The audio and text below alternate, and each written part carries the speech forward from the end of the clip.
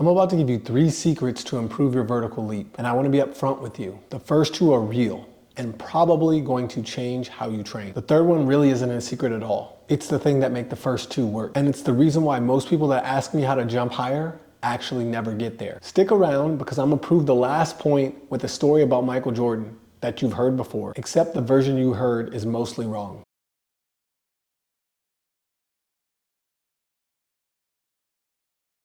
All right, the first secret that I'm gonna discuss is this concept of power to weight ratio, strength to weight ratio.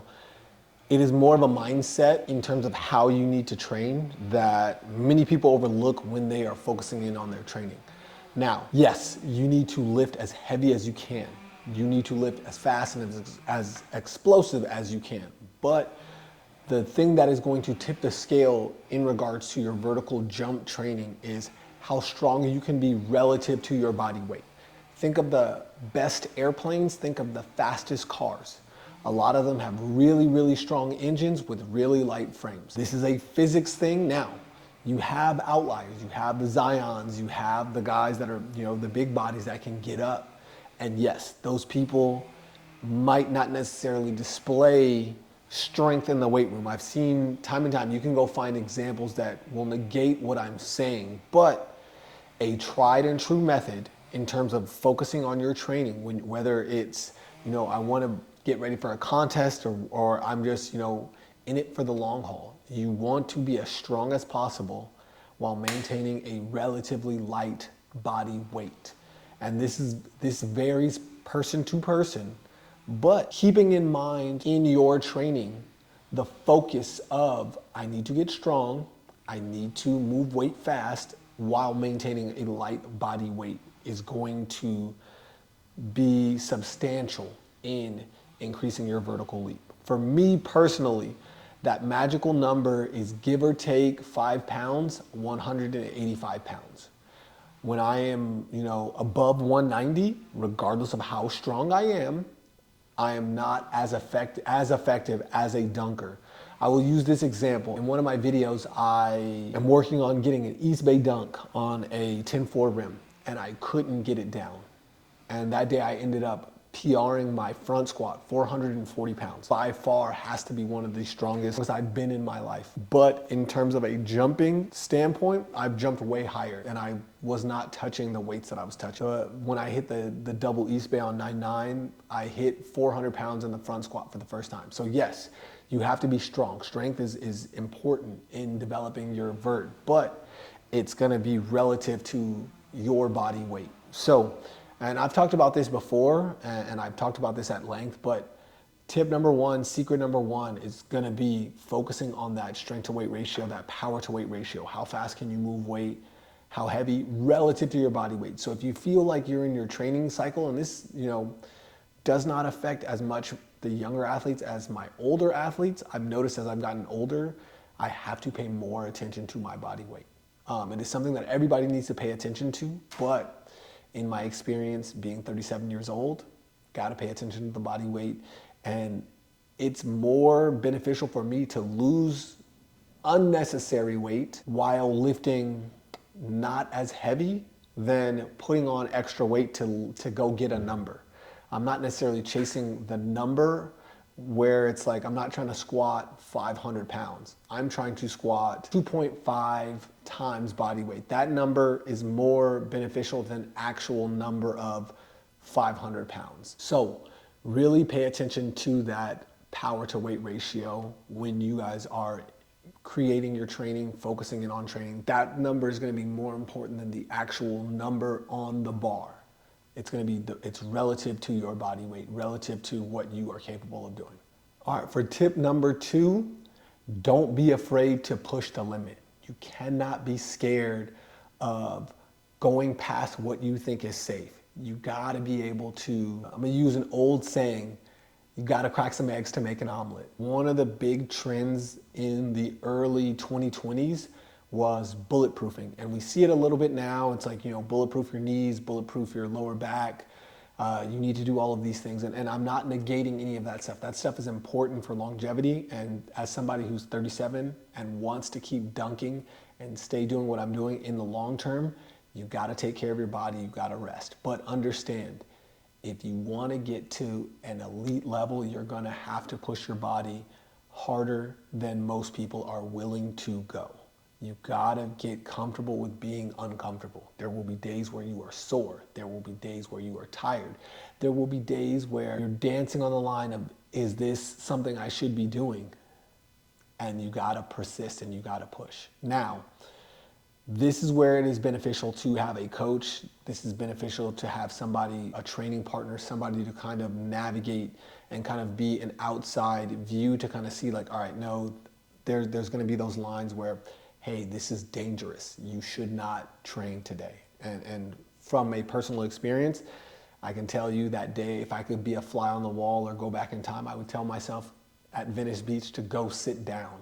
This is not your day. But at the end of the day, I don't regret anything in my journey because it's taught me a lot about myself, and I've been able to push and persist and do the things that I've done, mostly because I'm not afraid to get injured. I'm not afraid to be sore. I'm not afraid to be hurt. A lot of times when people are trying to accomplish these goals and go through these things, everyone's looking for the optimal.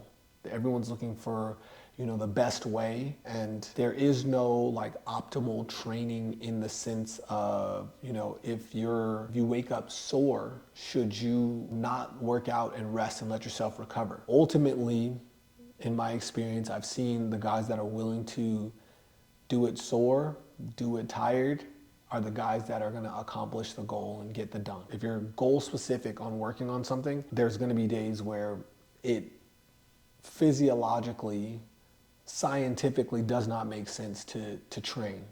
It does not make sense to persist, and it does not make sense to go on anyway, and you go on anyway. In my experience, you look at, we have the people that talk about Conor McGregor just getting injured and tearing his ACL.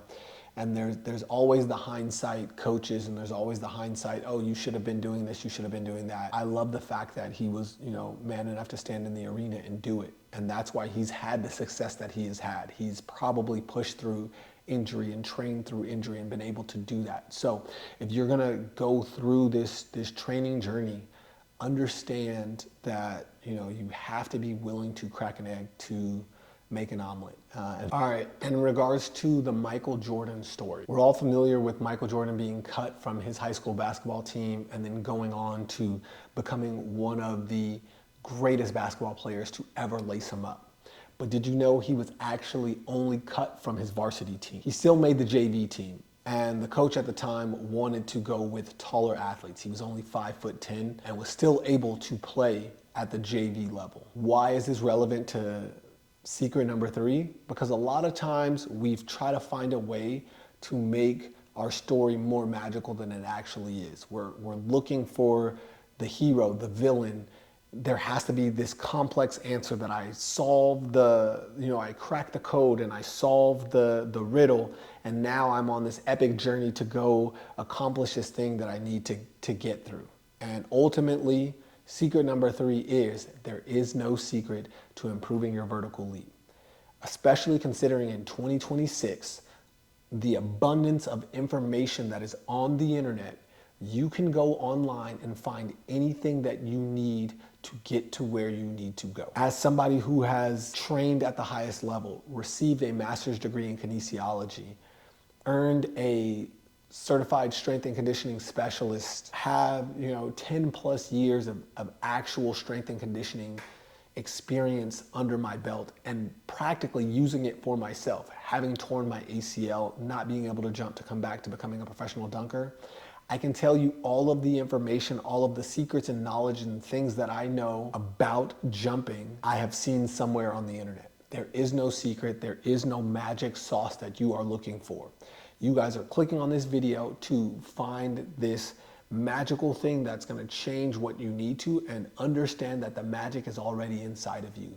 Are you willing to work to go get what you want? Knowing the information that I have told you now, are you willing to turn this video off and go to the weight room and work? Are you willing to go to the hill and get your sprints in? Are you willing to go to the gym and rep out those dunks? That ultimately is going to be more beneficial to your training and you achieving your dunk goals or your dreams, whatever it is, than spending time on the internet looking through videos trying to find the secret. I know that kind of is counterproductive to you guys watching my videos and understanding the things, but I want to give you guys the information that you need to be successful in achieving your jump goals and your dunk goals. It's not gonna be this magical thing that you're looking for, and we're all guilty of it. I am guilty. I enjoy, going to the internet and clicking on a video and seeing if I can learn some new information. There's nothing wrong with learning, but understand that most of the information,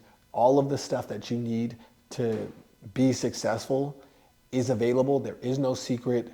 Stop wasting your time looking for this magical, exercise that is going to drastically give you a 60-inch vertical, because it's not there. Hard work is there. Consistency is there.